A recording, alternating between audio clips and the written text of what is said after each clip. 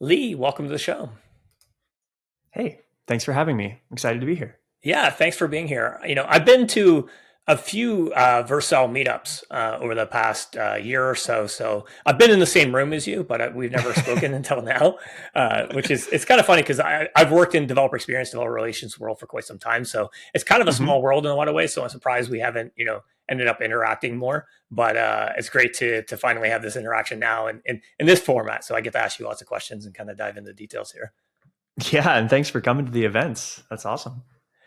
Yeah, so maybe a good place to start is for the audience is we can start with some basics. Who are you? What do you do at Vercel? Yeah, I'm Lee. I am now the VP of Product at Vercel. So I help lead our product teams here, and as well as think about how we make a great experience for developers on our platform. Whether that's going and talking to customers, talking to developers, working on our documentation, and making sure that it's technically accurate and compelling for developers, and just trying to build products that developers love. Awesome, yeah, and I think as a Vercel and also Next.js user, I think I feel that from, and I think this is some of the things that we'll talk about today. So you've been there around I think 4 years, kind hmm of had a number of different roles there, starting in hmm DevRel to like VP of DevX, and I guess now VP Yep. of Product. So I hmm guess like what are some of the biggest changes that you've seen since you started? It seems like Vercel has really sort of blown up, at least from my outside perspective, over the last couple of years. So I'm sure things have changed massively. Yeah, I was just reflecting on the growth of Next.js over the past 4 years, and it's been quite a journey.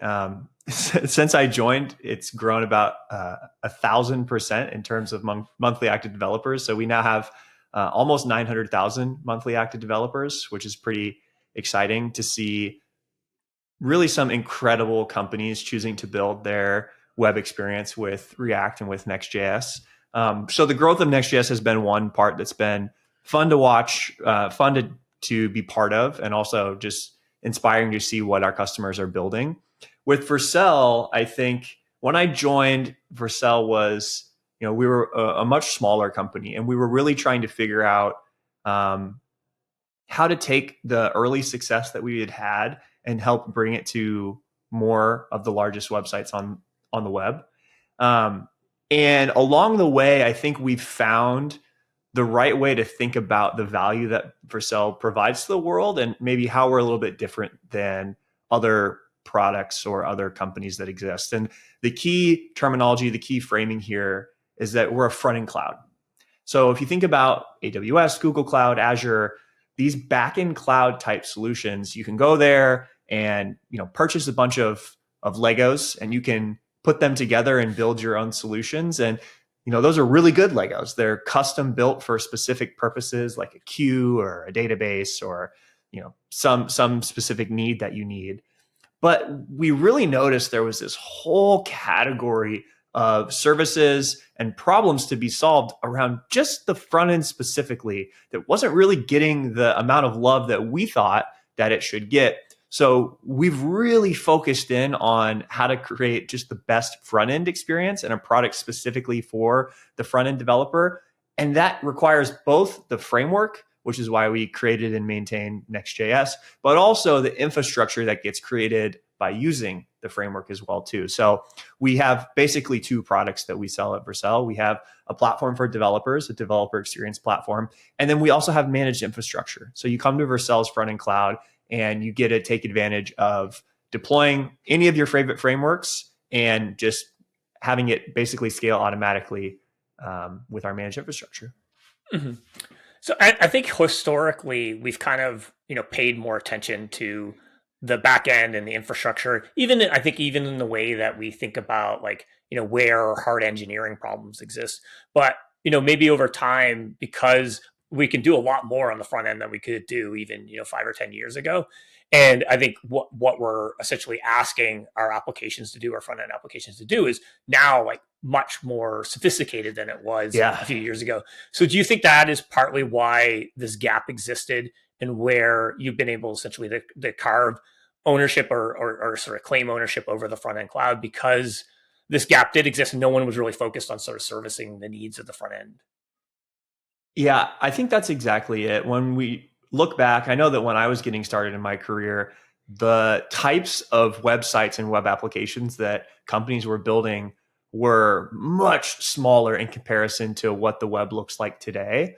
And largely this was because the tooling at the time was, a little bit more difficult to use for a lot of developers. They looked at the front end as this kind of toy thing. The back end was where the real work happened. And the server and all of their back end logic, that was where the tough engineering problems were.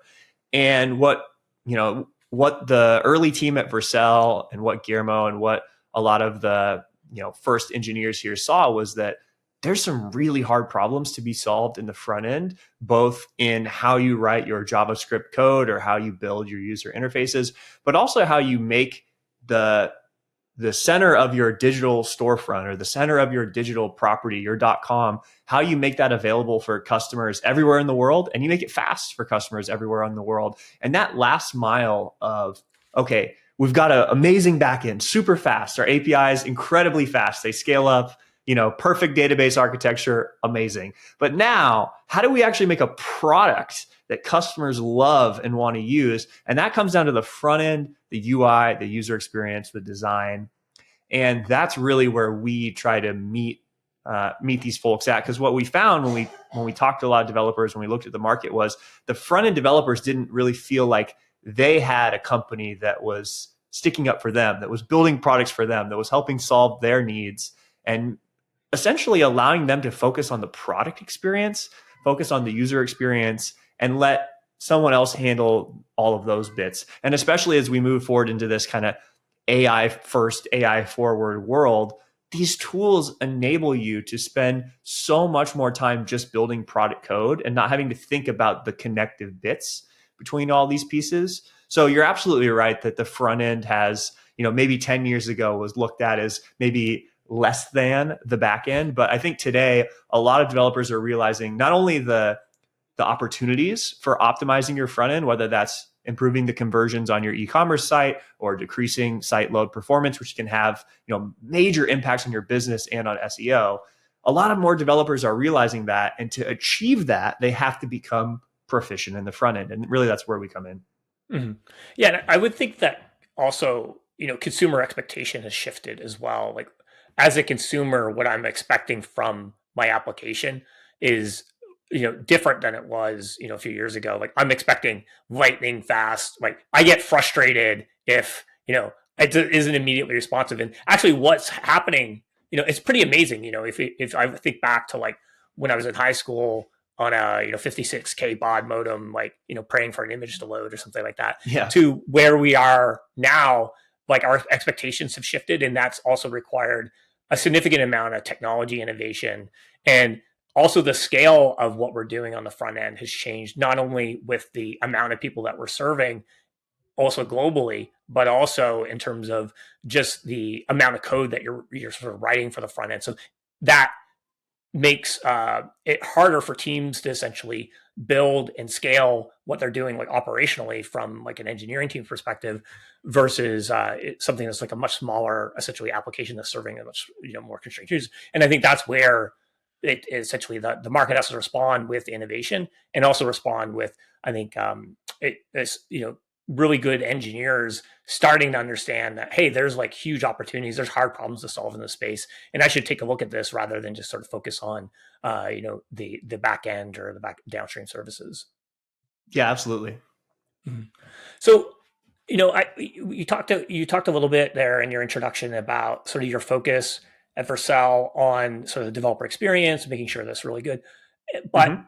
and it's clear that I think that there's strategic weight put into the value of developer experience from Vercel and in terms of Next.js. But why was that an important investment for Vercel? Like, there's a lot of go-to-market product strategies, but why was DevX, at least from my perception, like a P0 for Vercel versus something that I think a lot of companies maybe discount or maybe they look at down the road?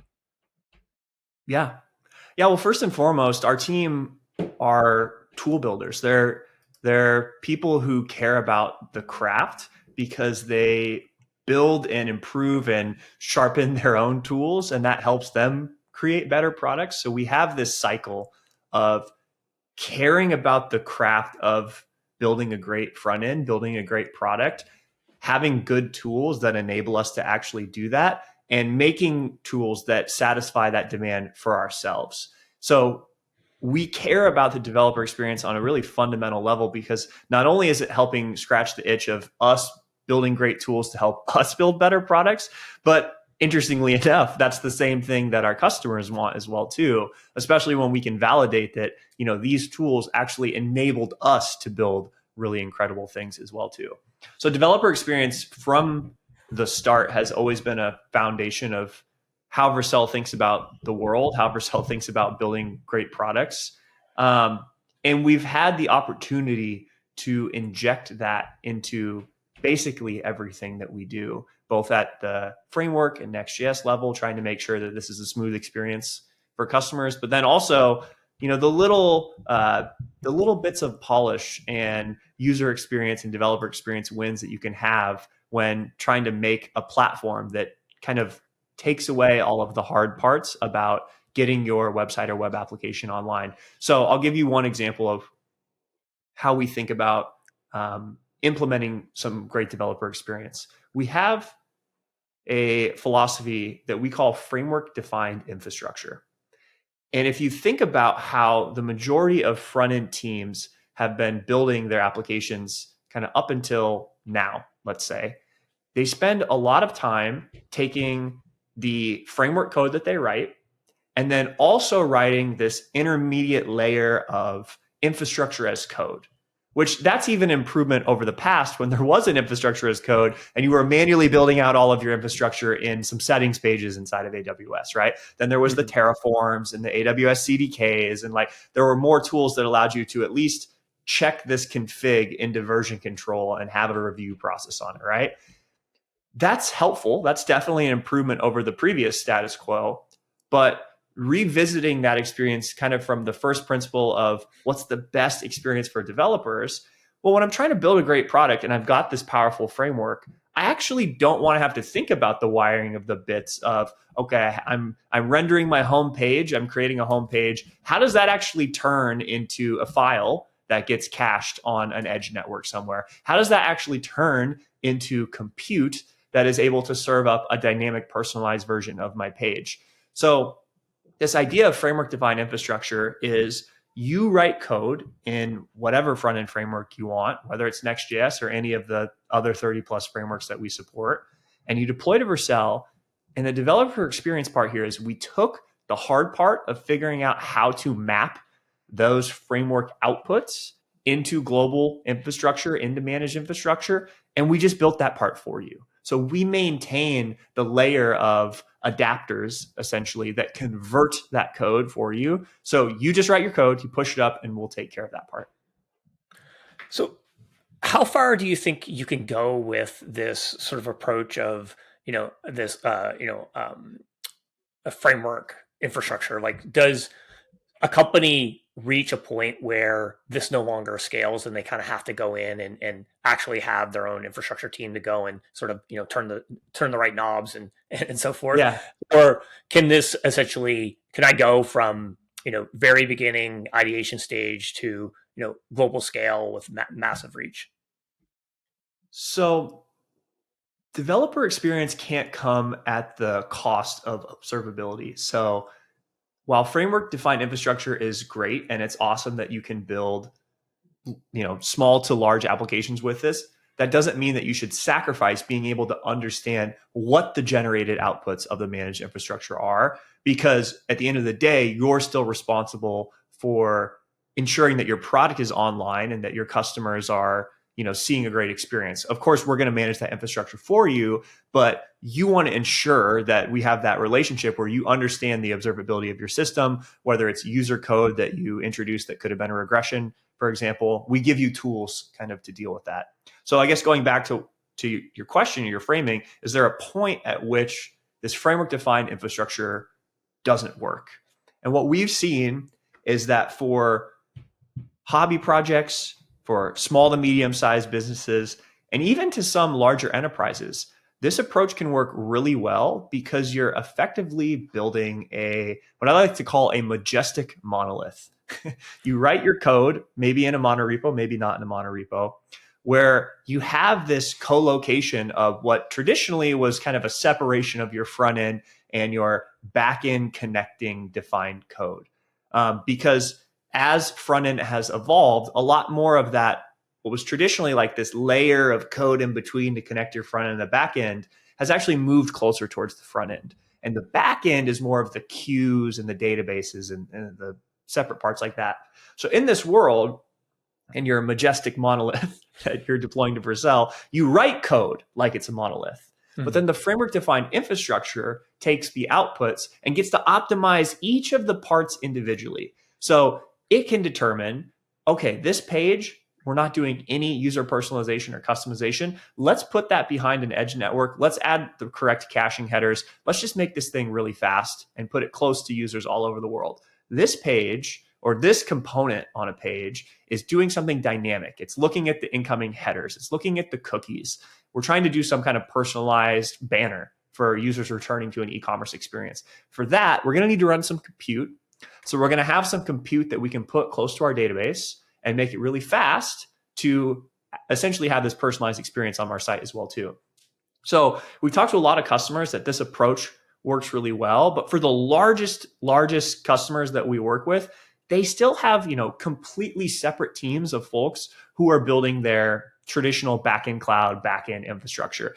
Usually because they also have a mobile application or some other properties that are also using kind of a same shared API, right? Mm-hmm. Maybe it's a GraphQL API, maybe it's a REST API. So for their front end, as it's a decoupled composable architecture, for that bit, they're still connecting and talking to this API. They're not just going direct to the database like maybe a smaller project or a self-serve business might do. For them, they still have this security layer and this API layer in between their database.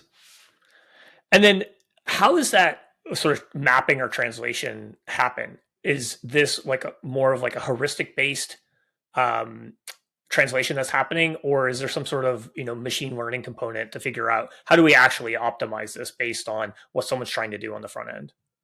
Yeah, so how the translation happens for framework defined infrastructure is that we publish a specification that is essentially like an API for frameworks. This specification defines what the output format is. And if code is deployed in this output format, then Vercel knows how to convert that into infrastructure, basically. And the cool part about this specification being public and published is that while we have adapters for the frameworks to convert into this output, you can technically build your own framework or take your custom internal company rolled framework and convert it into this output through a script. And then it works the same way as the rest of all of these other frameworks. It can take advantage of the same cloud infrastructure primitives, the same managed infrastructure, the same workflow on Vercel's developer experience platform. It's all integrated into that same thing. So that's how we think about the translation. Mm-hmm. Okay, so someone can sort of like override some of the default experience and create something that's maybe a little bit more customized for whatever their application needs are. Yeah. And like at the framework level, we also give developers, specifically in Next.js, still the tools to control how their infrastructure behaves. So for example, you want to control the maximum duration or the memory of the deployed compute for your Vercel function. Mm-hmm. Okay.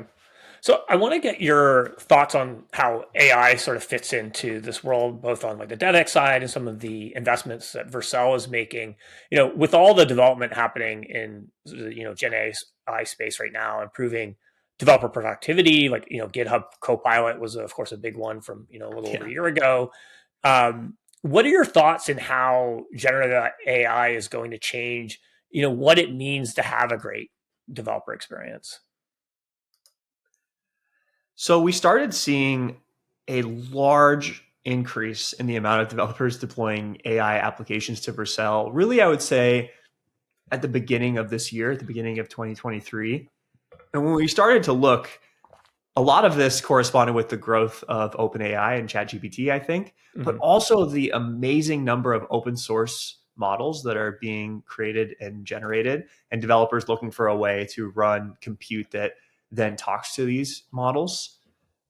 And when we looked and we talked to these developers who are wanting to build with AI, we learned a couple of things. One is that for a lot of existing workloads, existing applications, there are ways today for developers to sprinkle in a little bit of AI enhanced tooling to drastically increase their product experience in ways that previously would have been extremely difficult to do.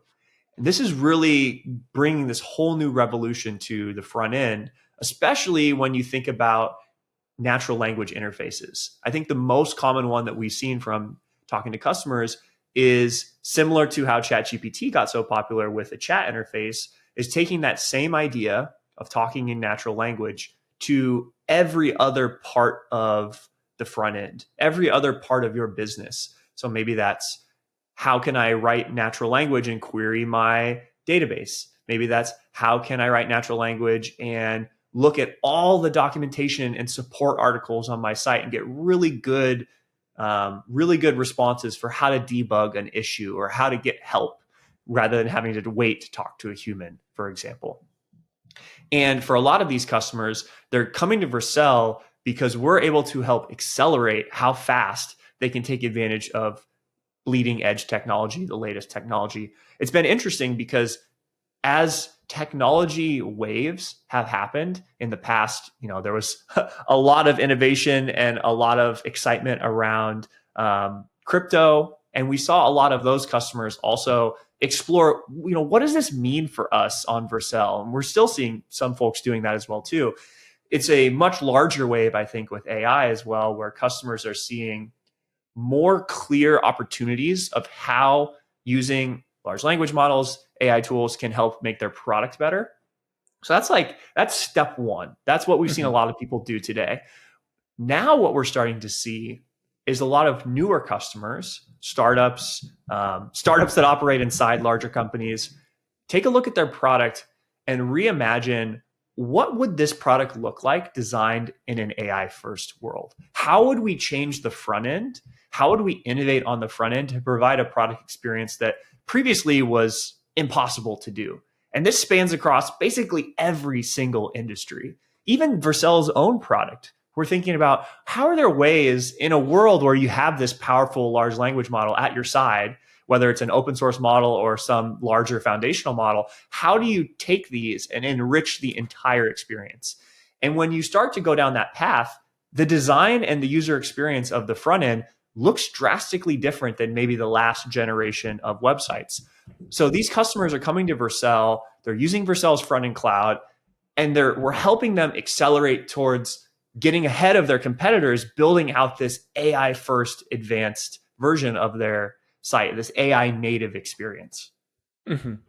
Yeah, I mean, I think what you're saying around like chat and sort of changing interfaces to be more sort of natural language to humans completely makes sense as sort of the baseline starting point, because we've kind of gotten good at training ourselves in how to like unnaturally interact with technology. Like, if you want to know restaurants in New York City, you go to Google search and you type in, restaurants in New York City. Yeah. But I would never come up to you and be like, restaurants New York City, and you'd be like, oh, okay, like, here's my favorite, top 10 list. But I can now Yeah. actually go to ChatGPT or some other type of LLM based system and actually ask it a question like I would ask a friend, and actually generate a response as if it's my friend to some degree.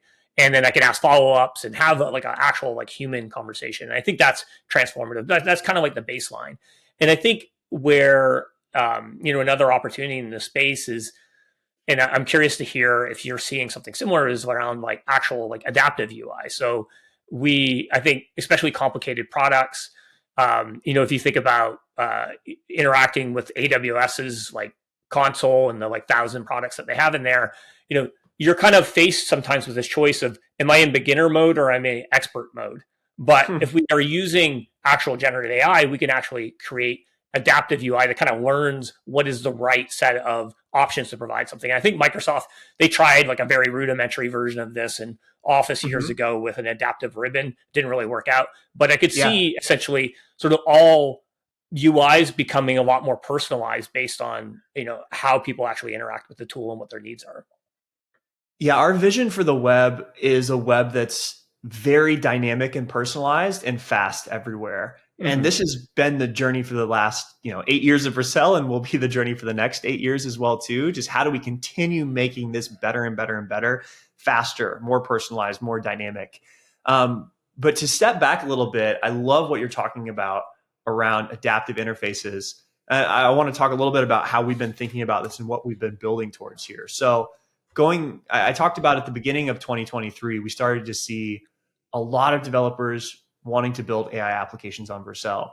So at the same time, what we decided to do, going back to our principles of developer experience, was how can we build a set of tools or a framework that help developers use AI models, use large language models, use AI tools on Vercel easier. And we built what we've called the AI SDK, Mm-hmm. and it essentially simplifies how you can add in a chat based interface, or how you can connect to OpenAI or Anthropic or Hugging Face or all of these popular services for using an AI model into just a few lines of code in your JavaScript or TypeScript or React or Next.js application. And what we learned from this first experience was, one, that developers really appreciated having an easier way to integrate this technology and just write a few lines of code and connect to their large language model. But we also learned that the transport format of that was primarily just text based, and it left an opportunity for improvement. So you talk to your large language model, you send it some text, it returns back some text. Well, the great thing about a Google search experience, when I search for what's the weather in this location or what restaurants are in New York City, is they can give you these rich interactive widgets. Like when you Right. search for plane tickets, and you can actually do the whole process in the widget and then click one button and it takes you out to United or American or something, for example. And that experience hasn't really been democratized yet for large language models.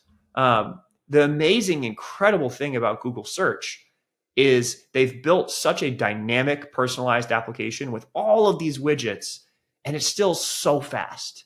There's just no way they could have possibly known about every single possible widget combination that you needed to build. It has to be very personalized based on the user's location, what they've searched, et cetera. So we're trying to take that idea and democratize it to everyone. And the first step in doing that was actually taking our AI SDK and upgrading it so that it could output actual interactive components or widgets as well too. So you ask a large language model like OpenAI, GPT, you ask it, how can I build out a website that looks like Stack Overflow, or it looks like Skechers or something. Mm-hmm. And it would be great if what got spit out were actual components, whether it was you're actually trying to build this UI, or you're trying to build kind of an interactive widget for maybe answering support tickets, and you want to render what the flights are for the support tickets. And in doing this, we realized, there's a really interesting opportunity here to simplify how developers are building UI, as well as giving them this underlying primitive of generating components. So this kind of put a fork in the road. On Mm-hmm. one hand, we started building a product that we've now released, which is called V0. And this product actually uses all of this tech that I just talked about. So you go to V0 and you type in, it is an AI first user experience. There's just a search bar. There's just a box. You type it into the box. I'd like to create a dashboard for my internal application that has a table on the right. It shows the customers. There's some buttons for how I can edit or modify their invoices. On the left, have a list of items, have a search bar, whatever product requirements you have. You hit enter, and it's going to use this AI SDK. It's going to talk to our model, and it's going to stream back. It's going to progressively show the UI components that it generates. And then when it's done, you can just click a button and copy paste and use that in your application to quite literally create the V0, to create the first version. So that's like one fork in the road. We can talk a little bit more Mm-hmm. about that. But then the second is, now that we've built this functionality into the AI SDK, as well as some other things like OpenAI's function calling and some of the more advanced things like the Right. assistance API. Um, it's really interesting to see how developers are taking that and then using it to build these type of experiences that previously were super hard to do. Like when you click on the chat widget in the bottom right on Expedia and you want to talk to customer support because you want to change the duration of your trip, you want to modify one part of your hotel, and it can actually spit back out this little widget that shows your reservation, it shows the dates, and you can actually interact with a real UI. That's more like this adaptive UI future that you were talking a little bit about versus always doing everything text based. Right. Yeah. I mean, sometimes the best answer to a question is a picture. Yeah. And right. So that's something that, we can do with in the digital world. We can go beyond just sort of a verbal or textual response. And I mean, there's a reason why people say, pictures worth 1,000 words, or a video, or something like that. Yeah. Or, I think like one of the worst experiences you can have is when you ask somebody for directions, and the way they describe complicated directions is like, oh, like they're mentioning some reference that you never heard of. You turn right there, and so like humans are kind of bad at giving directions, but like a map Yeah. with a drawn out set of directions is super useful. So if you can essentially go from the sort of crappy human version to actually sort of bridging the gap, or using sort of the way like humans naturally interact, when that interaction makes sense and is better experience, then you can leverage that. But if a picture, a widget, or whatever is a better experience, then you can sort of optimize for that and create this adaptive personalized experience. I've been trying to tell my dad this when he explains to me directions for his whole life. He's like, "Oh yeah," I'm from a small town. He's like, "Oh yeah, you just go down that gravel road, and then you go north, and then after the third house on the right that's got the red barn, then you take a left, and then that's old Bob's place." It's like, Yeah, come on. exactly. It's like too much detail. Yeah, Give me the facts. Yeah, yeah. exactly. So you mentioned V0. So like there's this like growing AI stack. We have vector databases, foundation models, orchestration tools like LangChain, AI, your AI SDK, V0. Like, where do your investments kind of sit in this now emerging LLM tech stack?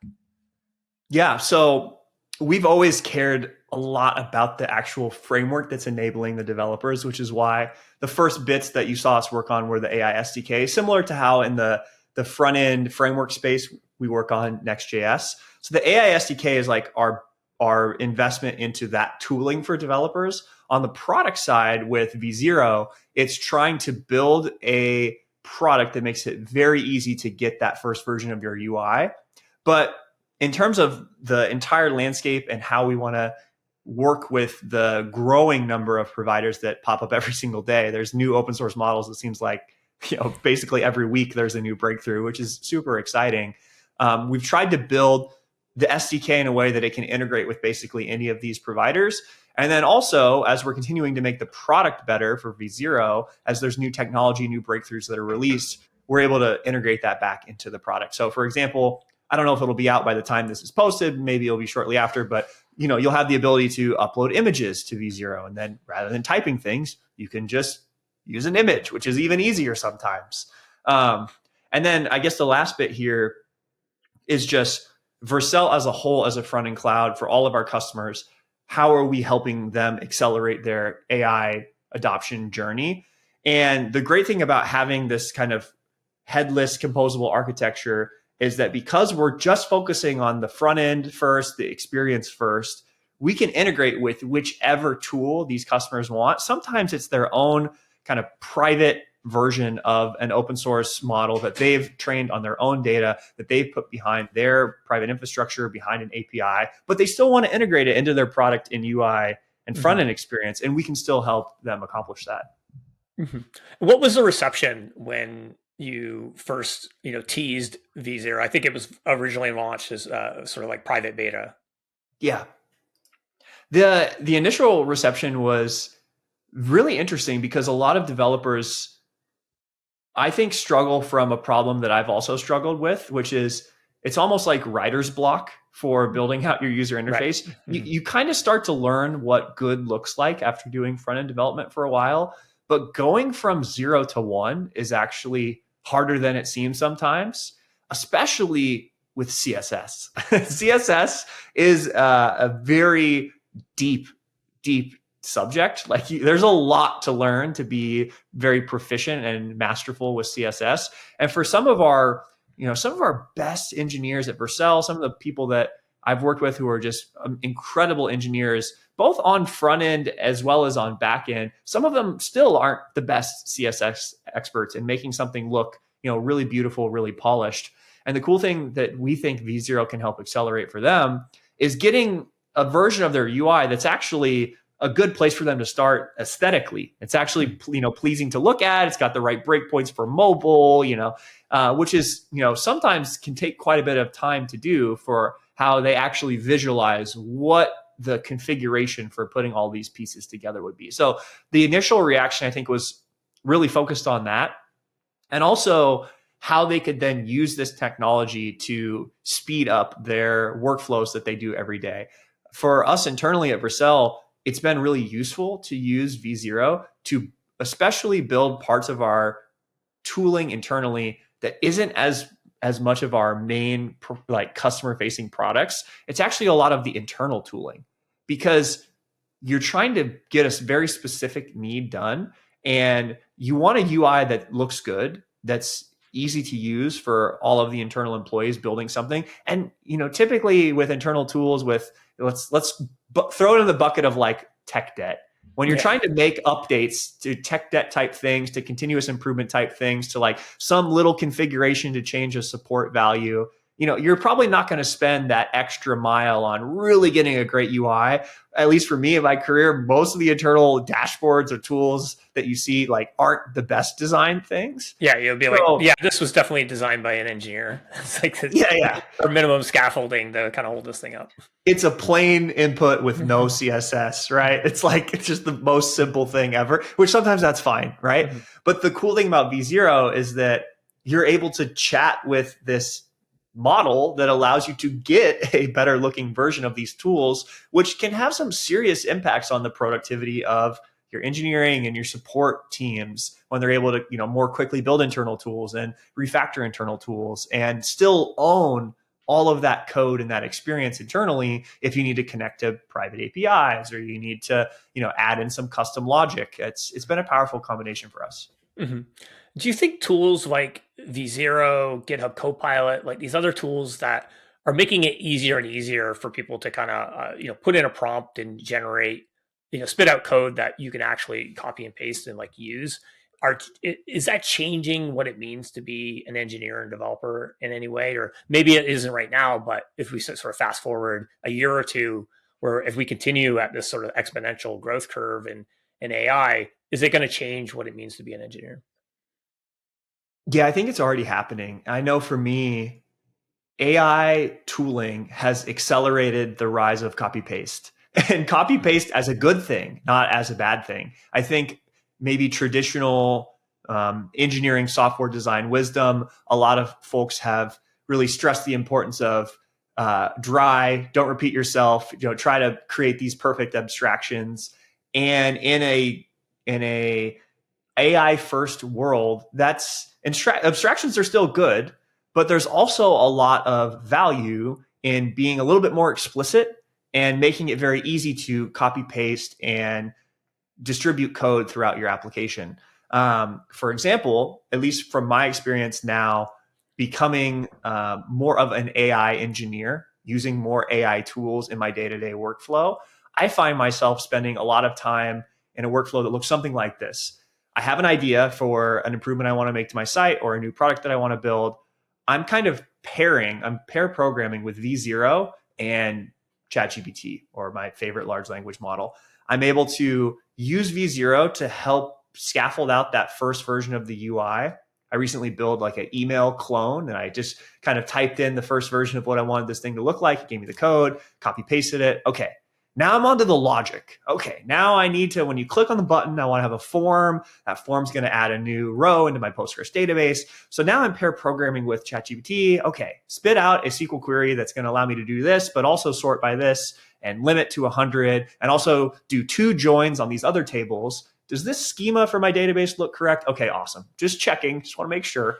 That's what the workflow has kind of looked like for me, which is like having this, very, very experienced programmer who's way better at database design than I am sit beside me and help me build a great product. Yeah, and I think one of the other nice things about this type of tooling is there's kind of like no judgment involved. So if you're, trying to learn something new, you might be a little bit nervous or intimidated to go and, ask like an expert, is like, oh, am I wasting this person's time? Or, depending on who that person is, maybe they are, better or worse at like, coaching and helping people. So this is like, you're probably going to I guess like the bedside manner of the chatbot experience is Yeah. going to be something that you can probably deal with. Unless you add in custom instructions into Yeah. GPT and you can say, you know what, actually, like, just mess with me a little bit. Like, here's the result. I'm surprised you didn't know that, but no, it's like, Yeah. okay. Take on the personality of an arrogant, Yeah. computer science professor that's been in the space for 40 years, something like that. Yeah. Mhm.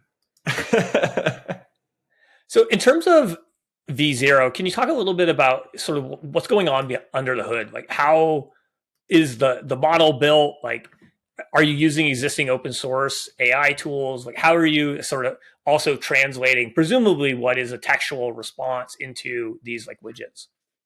Yep.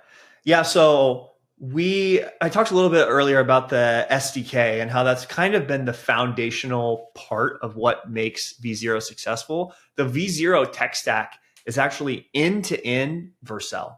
It's using the AI SDK. It's using Vercel's DX platform for like how you actually build the project. It's using our managed infrastructure to scale it. It's using Vercel KV for our Redis database. It's using pretty much every single part of the products that we sell to customers. So it's the ultimate dog fooding of our tooling. Mm-hmm. So, a customer goes to V0, they have an idea for the next big thing. Great. They type into the search box or they soon, upload an image. It talks to our model, which is a combination of tools that then can spit out essentially a first version of their UI that is using Tailwind and shadcn UI, which is this open source library that we think is great. It's built on top of Tailwind CSS, an accessible set of primitives called radix, as well as then React code as well too. So it spits out this code where you can copy paste these accessible React components, but then also just vanilla HTML that uses Tailwind if you want to. The great thing about Tailwind here, by the way, is that there's a co-location of the styles in the HTML, so it makes it very copy paste friendly. So you get that first version, and then we made it in such a way where you can literally copy paste, or you can run an npx command to install the components and then put that code into your application. Mm-hmm. And then what about customization? Like if I have my own sort of brand guidelines, can I take into account like, my company's colors and, maybe an Yeah. existing style sheet? Yeah, we haven't built this yet, but it's definitely something we want to do. The ability to customize the output based on your own, like bring your own style guide, bring your own design system.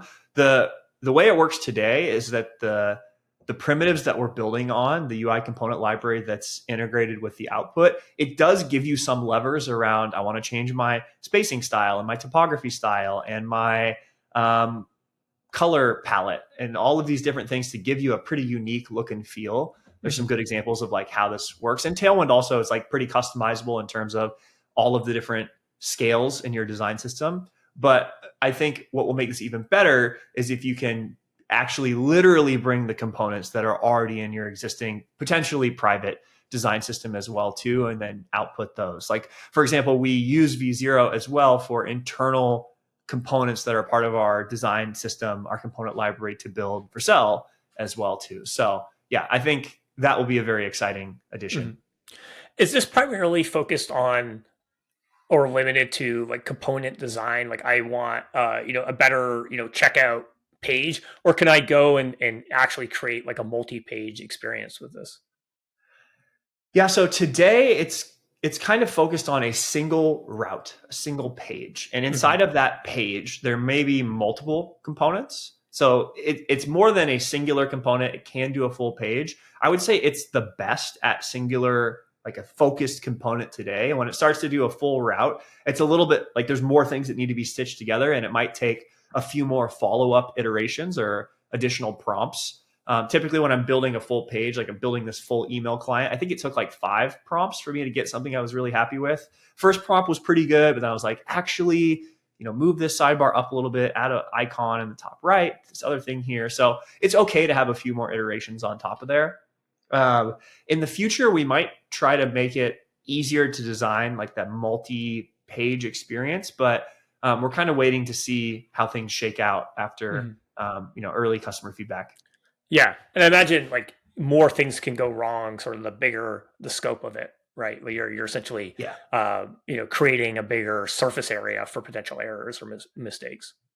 Yeah, the best way to get great results is to be as specific as possible, which is kind of like how a good workflow for using other large language model tools is, you get a very specific prompt and you can actually ask the large language model to critique your own prompt. Like, how can I make this prompt a little bit better? Is there anything missing? There could be ways for us to essentially build that loop into V0 itself, Mhm. especially when you're considering uploading an image of how you want something to look. It can then kind of continuously reevaluate, am I close to this, like looking at the output versus what the initially uploaded image was. Mhm. So what's next? You kind of touched on some of these things, but are there other investments in the AI space that you're working on that you can share? Yeah, I think there's still a ton of opportunity for us to continue making the output of V0 as useful as possible. I think really fine tuning how we can create an experience that, well, on as few number of prompts as possible, you're going to get to something that you're ready to copy paste and bring into your application. There's still so much that we can do there. So we're gonna keep seeing what our first customers of V0 here who have been using it to build some pretty awesome products and some pretty awesome UIs, how we can make their lives a little bit easier. So that's kind of on the V0 side. On the AI SDK side, we're just starting to explore the new OpenAI Assistance API. I believe we just launched some experimental support for actually using that through the SDK. Lots of cool stuff happening there. A lot of cool stuff happening in the open source space and open source models that you can bring in and kind of self-host or host on your own infrastructure. So we want to make the AI SDK really the place where you can integrate with all of these tools. So that's that. And then on Vercel, we're just trying to make it as easy as possible for you to accelerate your product development, accelerate bringing AI into your product with as little as friction as possible. So giving you the frameworks and the tools, whether it's AI SDK or V0, but then also, if you want to bring your own backend that's using your own AI model that has, some specific set of constraints, we still want to support that as well too. Okay, and then if people want to learn more about this or get in contact with you, what's the best place to do that, or how should they do that? Yeah, the AI SDK and V0, if anyone has feedback about those, I would love to talk more about them. If you're using V0, if you're using the SDK, v0.dev, if you want to go try things out and sign up. Happy to help with anyone there who has questions. On Vercel in general, if you go to vercel.com, we've recently updated our homepage, so you should check that out. I'm really happy with that. And you can also reach out to me directly on your favorite social media platform or lee@vercel.com. I'm happy to talk with you as well too.